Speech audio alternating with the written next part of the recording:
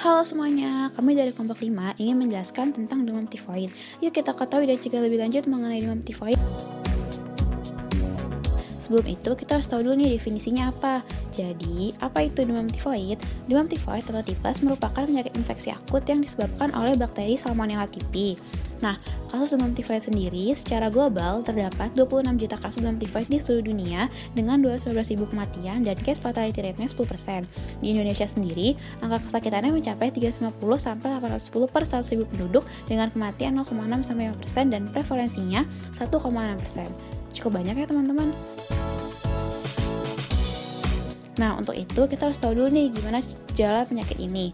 Jadi, apa sih gejalanya? Yang pertama itu ada demam tinggi, batuk dan sakit kepala, nyeri perut dan diare, dehidrasi, serta ada yellow spot atau bercak merah. Tapi, teman-teman semua nggak perlu takut karena ada anti-typhoid man di sini. Nah, anti-typhoid man akan ngasih tahu kalian gimana cara pencegahan penyakit ini. Yuk kita ketahui.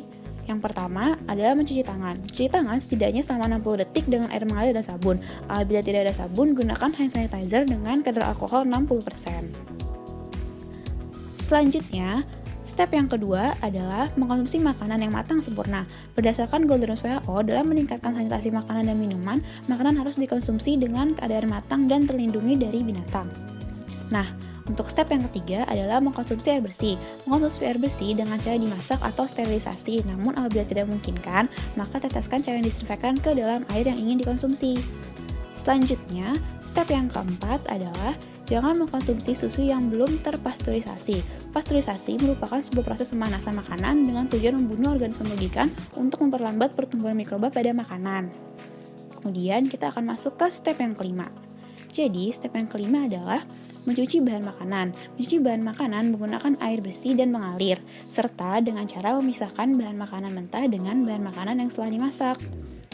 Nah, selanjutnya adalah step terakhir, yaitu vaksin sebelum perjalanan. Pada umur 2 tahun ke atas dapat dilakukan vaksin injeksi, sedangkan untuk umur 6 tahun ke atas dapat dilakukan oral vaksin. Keduanya dapat dilakukan 1-2 minggu sebelum perjalanan. Nah, tapi kalau misalkan kita sudah terlanjur kena bagaimana ya?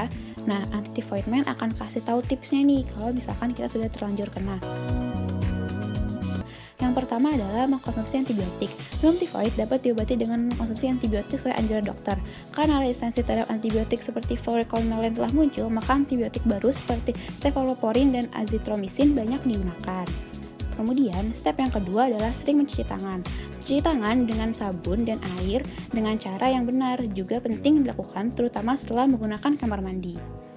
Nah, setelah itu, step yang ketiga adalah hindari kontak dengan orang lain. Hindari kontak dengan orang lain, seperti tidak menyiapkan atau menyajikan makanan untuk orang lain sangat penting karena penularan tifoid dapat dihindari. Kemudian kita akan masuk ke tips yang terakhir, yaitu konsultasi ke dokter. Nah, konsultasikan ke dokter untuk memastikan bahwa tidak ada bakteri Salmonella typhi yang tersisa di dalam tubuh.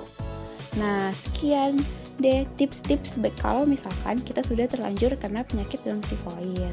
Nah, sekian video dari kelompok 5, semoga bermanfaat untuk teman-teman. Nah, untuk itu yuk kita cegah penyakitnya. Nah, video ini bersumber dari CDC, WHO, dan Kemenkes. Dan video ini dikobat oleh kelompok 5 dengan nama-nama berikut. Terima kasih banyak teman-teman.